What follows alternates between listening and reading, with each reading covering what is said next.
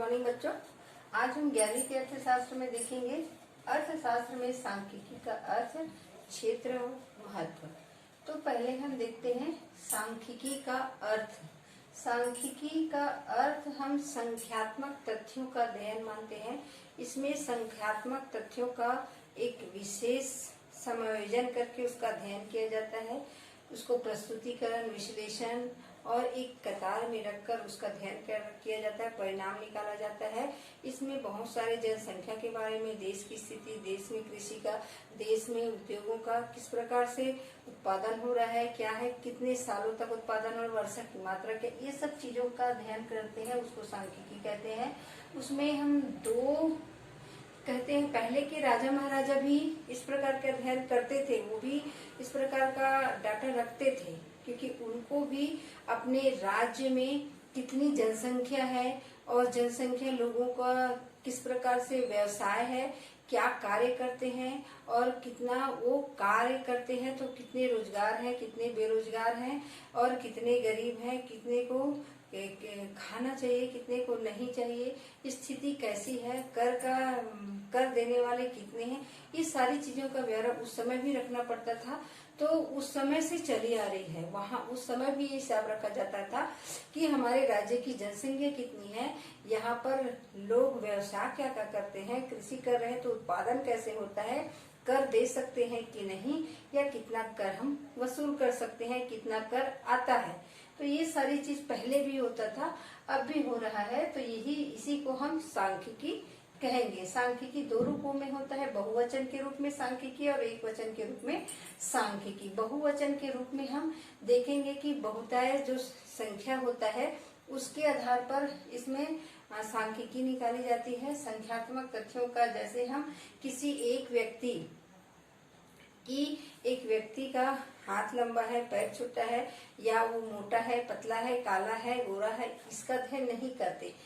बहुत सारे लोगों जहाँ पर तुलना हो सके उसका अध्ययन किया जाता है। ज्यादा लोग हैं, एक 11वीं क्लास में 60 बच्चे हैं, 60 बच्चों की हम देखेंगे जेब खर्च कितना मिलता है, या 60 बच्चों के अर्थशास्त्र में अंक कितने हैं, ये अध्ययन कर सकते हैं। या हम देखेंगे कि 11वीं के जो बच्चे हैं, 60 बच्चे हैं या 10 बच्चे हैं, 20 बच्चे हैं, उसमें इतने लंबाई वाले कितने बच्चे हैं, इतने लंबाई वाले कितने बच्चे हैं, मतलब उसमें कद नाप सकते हैं। तो ये है इसमें हम देश की जनसंख्या के बारे में भी जान सकते हैं, देश में उत्पादन के बारे में भी जान सकते हैं। तो ये बहुवचन के रूप में सांख्यिकी निकाला जाता है। एक वचन के रूप में सांख्यिकी में हम संकलन के द्वारा या हम प्रस्तुतिकरण के द्वारा, आंकड़ों का संगठन के द्वारा, आंकड़ों का निर्वचन के द्वारा, आंकड़ों का विश्लेषण और संकलन, इन सब के रूपों में इसका अध्ययन किया जाता है। तो सांख्यिकी तैयार करेंगे, फिर उसका विश्लेषण, आकलन और प्रस्तुतिकरण किया जाता है। एक में डाटा तैयार करेंगे, है ना। जैसे देखते हैं बहुवचन संख्या के रूप में विशेषताएं। बहुवचन संख्या के रूप में इसकी विशेषता, सांख्यिकी की तथ्यों का समूह है। तथ्यों का समूह है। सांख्यिकी जो है तथ्यों का समूह है, जो तथ्य रहते हैं उनका समूह रहता है। एक का अध्ययन नहीं किया जाता, समूह का अध्ययन किया जाता है। जो भी तथ्य रहता है वो समूह, जैसे हम देखेंगे किसी 2000 हम देखेंगे कि अभी के 2021 से पहले 10 साल पहले कि कृषि का उत्पादन कितना हुआ, ये देखेंगे। या हमारे 21 की अभी की स्थिति के 10 साल पहले वर्षा की स्थिति कैसी थी। तो ये सब तथ्य का समूह का होना जरूरी है। दूसरा भी है संख्याओं में व्यक्त करना।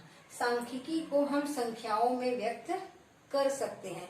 इसको हम ऐसा नहीं लिख सकते कि वो मोटा है, काला है, गोरा है, लंबा है, ऐसा नहीं लिख सकते। उसको संख्या में व्यक्त कर सकते हैं। अब देखेंगे कि 11वीं क्लास में कितने लोग कितने हाइट के हैं, कितने लोग संख्या में लिखेंगे कि 10 लोग 4 फीट 5 इंच है, 10 लोग तो 4 फीट है, ऐसा हम संख्या में लिख सकते हैं। इसको हम मोटा है, पतला है, उससे वो ऊंचा है, ऐसा नहीं कर सकते।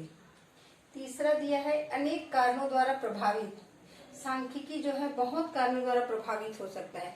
देश में जनसंख्या है, देश में उत्पादन की दर, उत्पादन का स्तर देखेंगे, देश में बेरोजगारी को देखेंगे, देश में लोगों की मजदूरी को देखेंगे, किस प्रकार की मजदूरी मिल रही है। तो मजदूरों का भी यहाँ पर हम निकाल सकते हैं, किसी फैक्ट्री में मजदूरों को कितनी मजदूरी दी जाती है। तो अनेक कारण से ये प्रभावित होते हैं। उचित मात्रा में शुद्धता, सांख्यिकी में उचित मात्रा की शुद्धता होनी जरूरी है। किसी प्रकार की उसमें अशुद्धता नहीं होनी चाहिए। हम जहाँ पर मात्रा लिख रहे हैं उसमें किसी प्रकार का और अलग से हम नहीं जोड़ सकते, उसमें शुद्धता होनी जरूरी है। जहाँ का हम डाटा निकाल रहे हैं वहाँ शुद्धता मिलना जरूरी है। मनुष्य की ऊंचाई सेंटीमीटर में नापते हैं, न कि दूसरे चीजों में। और जैसे दूरी नापेंगे तो किलोमीटर में ही नापेंगे, मीटर में नहीं। एक शहर से दूसरे शहर की हम दूरी नापेंगे तो किलोमीटर में ही नापेंगे, मीटर में नहीं नापेंगे। इसीलिए इसमें शुद्धता जरूरी है। व्यवस्थित रूप में संकलित, व्यवस्थित रूप में ही संकलित करेंगे, जो जैसे आता है उसी के हिसाब से हम लिखते जाएंगे। व्यवस्थित रूप किसको कहेंगे? सुव्यवस्थित एकत्रित किया जाता है। व्यवस्थित रूप से एकत्रित किए हुए आंकड़े जैसे हम नहीं रखेंगे तो भ्रम हो जाएगा। अगर हम एक क्लास में 60 या हम देखते हैं कि एक क्लास में 11वीं की क्लास में अगर 20 बच्चे हैं, 20 बच्चों का हर सब्जेक्ट अंक हम अध्ययन करेंगे कि वो अर्थशास्त्र में 60 बच्चे ने कितने 20 बच्चे ने कितने अंक पाए हैं। तो क्या है, ये व्यवस्थित हो जाएगा। अर्थशास्त्र में कितने अंक पाए हैं, अकाउंट में, हिंदी में, इंग्लिश में, व्यवसाय में कितने अंक उन्होंने पाए हैं। तो ये क्या है, व्यवस्थित रूप से संकलित करना।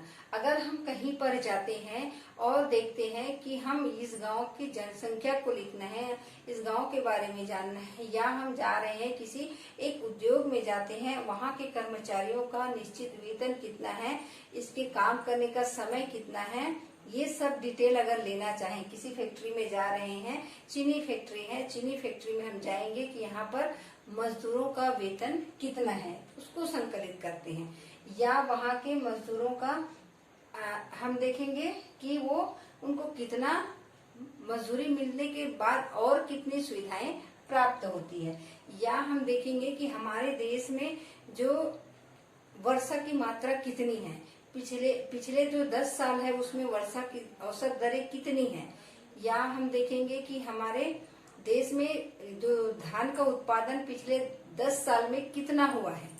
ये हम संकलित एक व्यवस्थित रूप से करते हैं। देखते हैं पूर्व निश्चित उद्देश्य।